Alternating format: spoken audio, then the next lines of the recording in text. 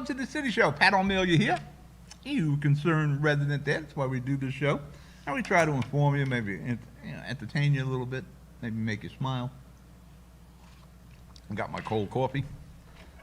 Actually, I don't think the burner is working on my coffee pot anymore. I got to check that. First off, you see all the stuff on the bottom of the screen. Love us on Facebook, like us on YouTube, on Twitter, join us and follow us, and download the live stream app. That's our base streaming station network. A lot of other programming, and the download is free. Get to the business at hand. In Jersey City, the former chief of police, my buddy Mike Kelly, he retired in February.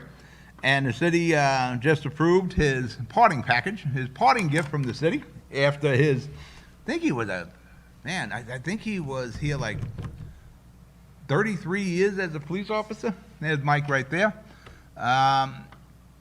He accumulated $283,000 in unused vacation, sick times, comp time, personal time. And everybody has a problem with that. And Mayor Fulop is taking the steps that you're not going to see that happen in the future, but this was kind of grandfathered in. But the idea with this was to have them stay on the job instead of taking vacations and being shorthanded. They allowed them to build up the vacation time, and it's a nice little parting gift. The guys earned it. They banked it, and everything is legal.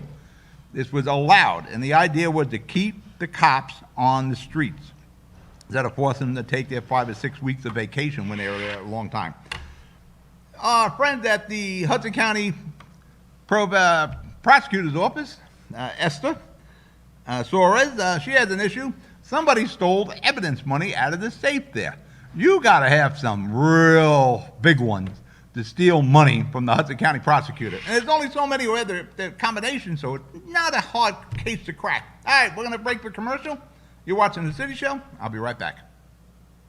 Burns Brothers Memorials, Monuments, and Markers, 787 Tunley Avenue, Jersey City. Hudson County's only monument maker, serving all faiths and cemeteries. Design, studio, and large inventory on site. Cemetery inscriptions and custom orders welcome.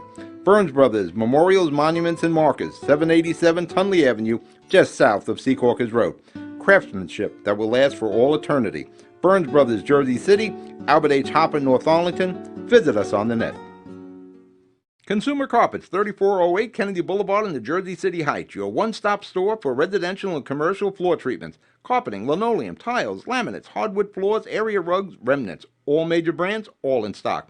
Free estimates, same-day installation. Consumer Carpets, it's savings, selection, installation. Credit cards and debit cards accepted. Financing available. Consumer Carpets, price to fit your budget, installation to fit your schedule. On the net at consumercarpets.com. Consumer Carpets, Jersey City, 201-792-2712. We're back, City Show. Pat O Melia here. You there? Our topics today. There was an anti-Asian hate rally held at City Hall in Jersey City, and that got me thinking about my Jersey City and how do you really need a rally to say you're against hate? But it got me thinking about the Jersey City I grew up in. So, and I just started writing like 3 pages here. So we're going to talk about that.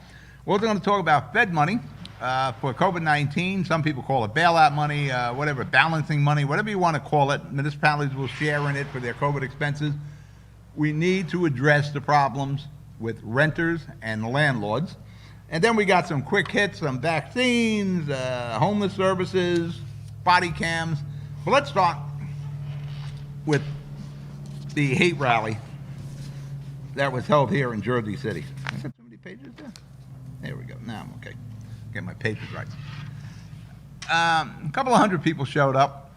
The mayor of Hoboken, I guess he was the MC there, the lead speaker. The mayor of Jersey City was away on vacation. And I started writing about the Asian hate and why are we hating on the Asians here? If there's a problem with the COVID-19, that stems from China over there, not the people that live here, not the people on Mott Street. And everyone that has done some sort of Asian hate crime in New York City or in San Francisco, I believe, none of it here in Jersey City, they're hardened ex-cons, mentally disturbed. These people are just looking for some way to be a nuisance. And they found a way, 87-year-old Asian woman, a real big man there to stomp an Asian woman. Yeah, and I was thinking how, through all my years in Jersey City, we didn't have any hate. Jersey City people just went about their business. When other things were happening in the country, Jersey City just went about its business. I grew up, born and raised here. I remember when the riots were going on in Newark. Yeah, nothing was going on here in Jersey City. You could see the smoke. But we all just kept going along because we were all together, whether it's for the schools or from our jobs or how we played sports. Everybody was there. Every ethnicity, every religion. And I don't think there was a prejudice. They were just the people I grew up with. These were my friends. They were, so he's Hispanic or he's black, it didn't make a difference. They were my buddies. And the great thing about Jersey City is we respected everyone and we were tolerant. You don't have to love everybody, but you have to be tolerant of everyone. And in Jersey City, we always were. No matter what your race was, your religion, your politics, it didn't matter. In my Jersey City of my youth and of my young adulthood, it didn't matter. These were the people you hung out with, you went to school with, I played ball with, we hung out in the bars together, we went to sporting events. These are the guys you grew up with. Jersey City truly was, and we talk about it now, it's the most diverse city in the country. It's always been the diverse city in the country. It's truly been a melting pot of humanity, and that's what Jersey City has always been. And it's always been that way. And it's how we were raised. That's how the neighborhoods were. I come from Dogpatch, Jersey City, on the foot of St. Paul's Avenue down by the Hackensack River. And what we had was the row. Housing that was built after World War I. It was, they call it 2 over 2, 2 rooms over 2. And the row went the whole length of West End and down St. Paul's Avenue. And it was all, it was public housing. And everybody was in there. There were blacks, there were Hispanics, there were Polish, there were Italians, there were Irish. Every ethnicity was there. Every possible religion was there. And whatever politics. I think everybody was Democrat then. Everybody was Whalen. There was always Whalen and Kenny back then. Any old pictures I see of Dogpatch always had Whalen in there. But these were the guys I grew up with. They were my friends. They weren't black or Hispanic. They were my buddies. These were the guys we grew up with. These are the guys I worked with. I played ball with. We went to school together. And there were only 2 schools back then. There are so many different types now. You had charter school. Back then you had Catholic and you had public school. That was it. And in public school and grammar school, there were like 30 kids there in every class. And it were the same kids. And it were the same guys you hung out with at lunchtime. They're the same guys after school you hung out with. And we walked home together. We crossed over the tracks. And when some of the kids, they didn't live in Dogpatch. They walked down the Marion section. Or they walked up to Journal Square or over to Liberty Avenue, whatever. But these are all the people you went to school with. And I don't think any of us looked at anyone, as what race they were or what nationality it was. It just wasn't how Jersey City was. But I'm going to pick this up on when we come back from the commercial. You watching the City Show? I'll be right back.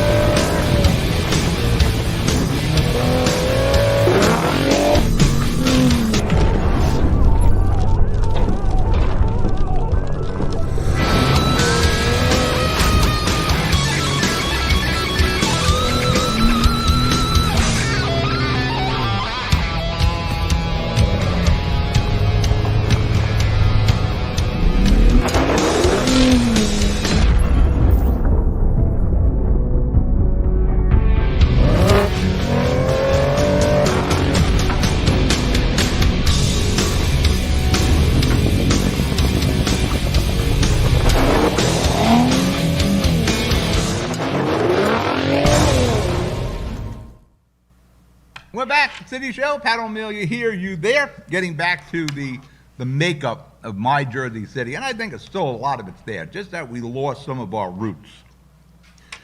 We talk about diversity in Jersey City or melting pot. Really, Jersey City is a mixed bag of nuts. Everybody is here. and it's nothing new. Everybody's always been here. It was like the first stop off when you came over from the homeland, where Europe or Spain, wherever the hell you came from, Mexico, wherever it was. This is the first stop. And in Jersey City, now Dogpatch had everybody. I don't know why we had everybody there, but in Jersey City you had a lot of sections. Marion section was Italian. Greenville, you had a lot of the Irish up there. Liberty Avenue, up by the between the boulevard and all that was Italian, being a Polish. Up in the Heights, you had a heavy Italian up there. The Hispanics started moving in when I was a kid. The Indian community really started happening when I was a kid on Newark Avenue. You started seeing the stores change. It was a big shopping market. You had Carps over there. You had hardware stores. The area changed. The Indian community took over at Newark Avenue. White Castle's still there. But those sections, they were each had its like predominant nationality. But everything was built, and all those sections were built around a church. There was always a church, whether it's St. Anne's, St. Aidan's, St. Joe's, St. John's, St. Paul's, whatever saint it was, St. Brit's, whatever, Mount Carmel. All those communities were built around a church, a parish. And everybody knew everyone. And one other thing that was very common, besides the churches, were bars in Jersey City. We had churches and bars. Churches and bars were the center of the communities. It was the meeting place, is where you got to know everybody. You got to know your neighbors. You know, the bars and the churches, you had your softball leagues, your baseball leagues, your touch football leagues, your bowling leagues, your dart leagues. Each was a civic center in its own right, whether it's a church or the bars. Maybe there's a connection between those two, as we're losing churches and almost all the bars are gone in Jersey City. First the bars went, and now we're losing the churches. You know, a lot of great churches are gone. You know, St. Lucy's is gone, St. Bridget's is gone. You know, it really gets iffy with St. Joe's. I'm a Heights guy. St. Joe's, St. Nick's, St. Paul's, St. Anne's. You know, all the Catholic schools are predominantly gone. And I don't know if there's a correlation. Maybe someone smarter than me can figure it out. But as we started losing the bars, at least all the bars left most of Jersey City and went downtown. The liquor license moved. That's when we kind of lost your neighborhoods and you lost connections with your neighbors. You know, everybody knew everyone in the old days. You know, kids used to stay out until the street lights came on. And Dogpatch, it was when the American Can Company lights came on. When they came on, you had to go home. But everyone knew everybody. And it was either from the church or from the bars, but everybody in that neighborhood knew everyone. And the focal point of every one of those communities was the church and their bars. I mean, I want to agree with the bar aspect of it, but it was true. Everybody was there. And most of them, the bars were like recreation centers. Yeah, every bar had the softball leagues, the baseball leagues, the bowl, it just went on. And back then, you knew everyone, you knew where everybody lived. All the parents knew the kids. And it was really a tight community. Again, built around churches and, to an extent, bars. You know, you got jobs because of your neighbors in the old days. You know, whether it was the father and the mother, they worked somewhere and there was a job opening or they needed somebody, they said, well, we got a neighborhood kid. We know Robbie, we know Alfie, we know Pat O Melia, or whatever it was. And they would get you jobs. Everything came from that neighborhood, from that community. And that's because you knew everyone. You knew them from church, or you knew them from the bars. You played on the leagues, you played on the softball, you played on the baseball, you bowled with them. You know, the touch football league, all that was there.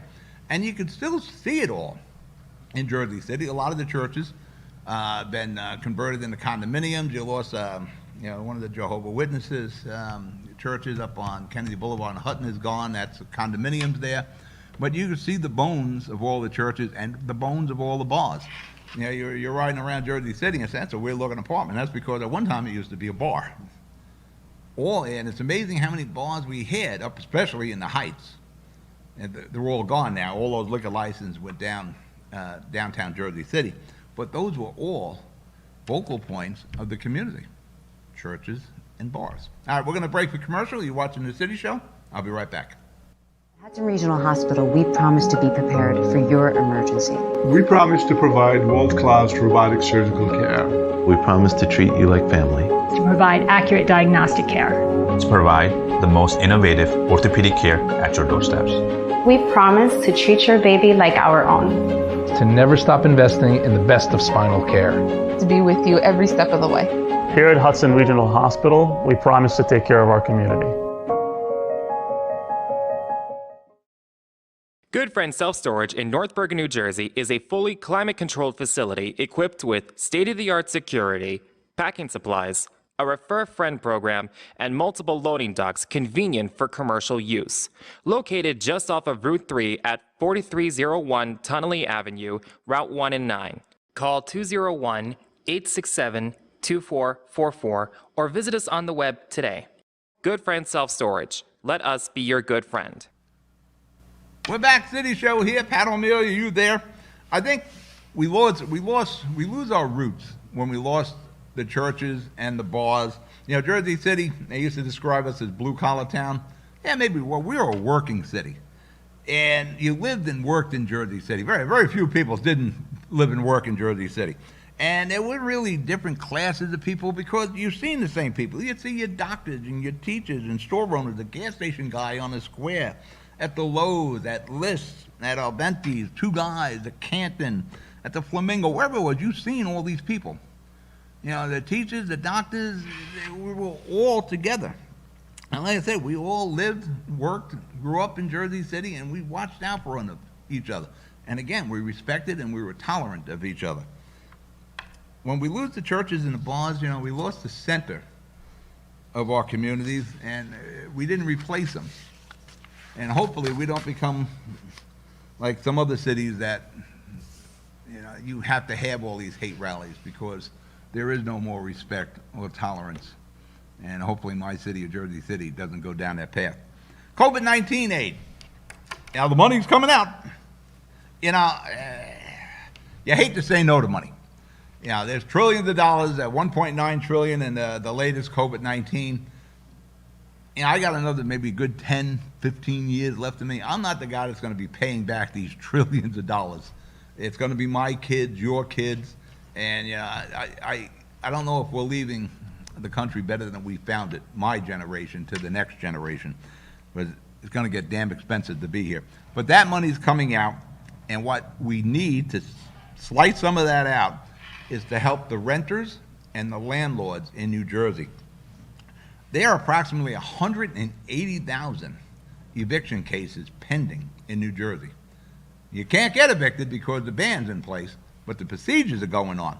It's something like almost 8,500 a county evictions are in a state of suspension right now. But once Governor Murphy lifts that state of emergency, all those evictions go into play.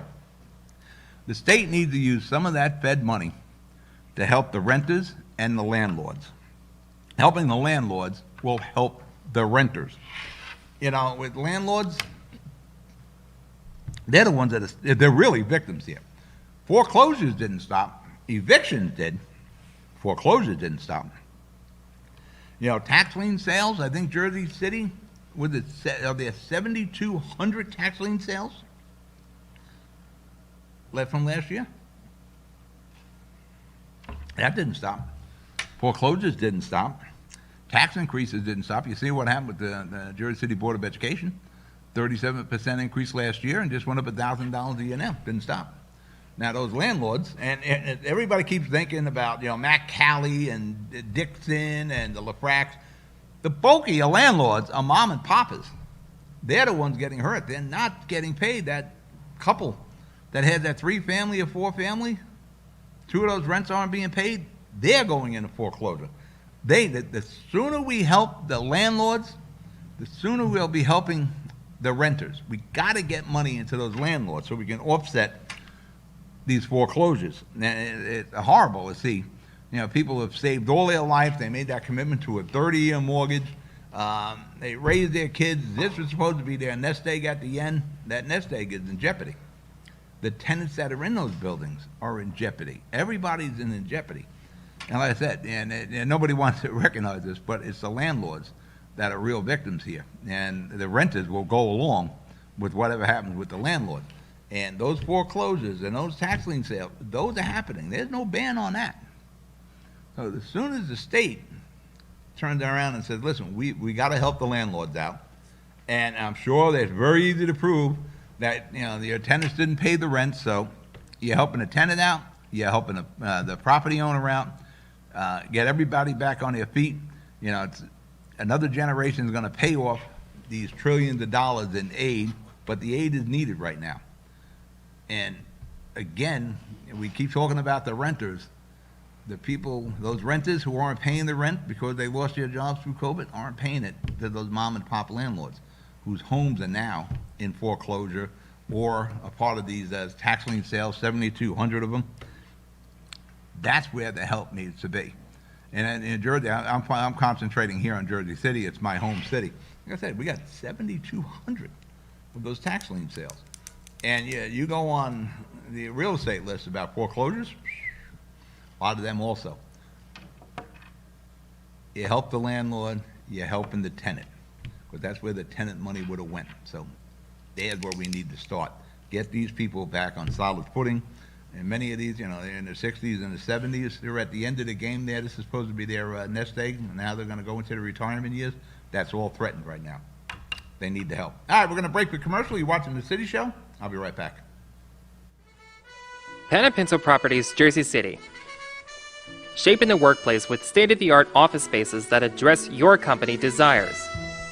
Building residences that define your home environment.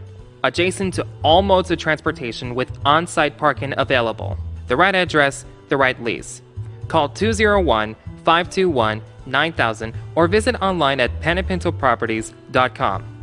Pan & Pinto Properties, building Jersey City for everyone.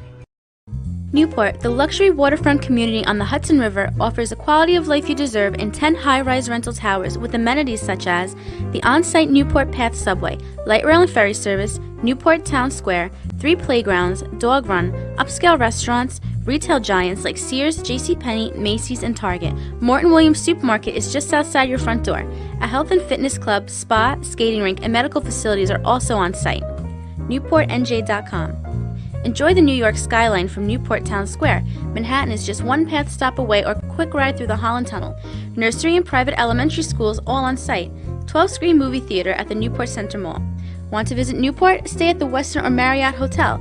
Go to NewportNJ.com for details. Newport has luxurious towers, great restaurants, shopping, New York skyline views, schools, playgrounds, a marina and yacht club, gym, spa, fine wine, fine living. It's incredible. It's you. NewportNJ.com. Newport, live like you want. We're back. City Show. Pat O Melia here. You there? We're getting ahead of the COVID-19. I think the governor said we're well on pace by July to have 70% of the state vaccinated. So it looks like we can have a good summer, provided these variants don't come back and bite us on the butt here. That now they're talking about a third shot. Tomorrow, I was supposed to receive the J&J shot. We were going to film it. So as vaccine centers open, we would have something we can tweet out. And I was getting the J&J vaccine, but not anymore, because that's been pulled off the market by the government. They're going to further study it. There are side effects of blood clots. So fortunately for me, I'm not going to be getting that right now until they figure out what the problem is. There were, percentage-wise, there were millions of people who got the J&J vaccine, and I think there's 13 people that have had some sort of side effect as it relates to blood clots. So it is probably safe. They got to study these 13 cases and find out, did it trigger anything? Is the vaccine responsible for it? Is it a coincidence? That sort of thing. But what does Governor Murphy always say? A preponderance of caution. The government has yanked the J&J right now, and so we got Pfizer and we got Moderna. So I'll probably get one of that, but we're going to make a phone call later on today, find out what we're going to do for this taping we were going to do right in front of the green screen. So whenever there's a new vaccination center open, we could change the backdrop. You'd have my arm in there getting a shot. You'd see me crying and screaming because I'm not a needle guy. I've been known to pass out from getting needles. I don't like needles.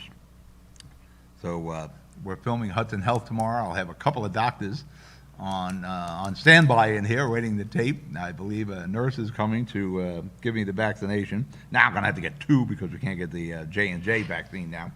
I guess it's for the better. I don't need any blood clotted situations. Jersey City. Mayor Fulop is stepping up his efforts to help the homeless, and the homeless population is continuing to grow here in Jersey City. Those are the temporary showers you see there that are in the alley just outside the Lowe's Theater.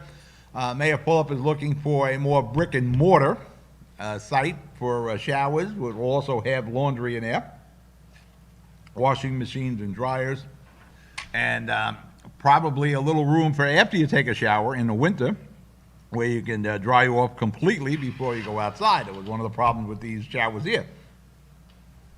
Yeah, walking out of there after taking a shower in December, it's pretty cold. No matter how well you dry off, you're still wet. It's cold going out there. But not only is the showers, there's going to be community outreach. Mayor Fulop has really stepped up, probably more than most communities have, trying to fight the homeless situation here.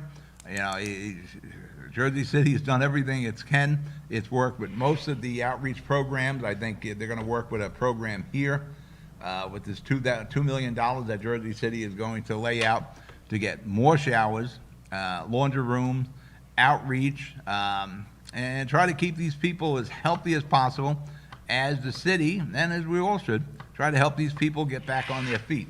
You know, the COVID costs a lot of jobs. A lot of companies are not going to come back. A lot of companies are going to learn a new way to operate because of COVID, and that's going to cost jobs. No matter what happens, when we get out of the COVID cloud, when we get out from under it, there's going to be an expense paid, and it's going to be paid in jobs. And that's the unfortunate. And you're going to have a lot of people unemployed. We're going to need to retrain them and try to get them into new lines of work. And almost every business, a few have thrived. Amazon has thrived through all this. Pet stores have thrived through all this. People are buying pets. And it's going to be interesting when who goes back to work and who works remotely. You're going to see a lot of that remote working in the future here, as we see now. That's going to be one of the differences that are going to remain when we get out from under the COVID-19 cloud. You're going to see a lot of people telecommuting or remote working, whatever you want to call it. And in Hudson County, we were talking about Mike Kelly before, and Esther Soares, our ex-chief and our county prosecutor. All the Hudson County police departments, all 12 of them, by June, will have body cameras.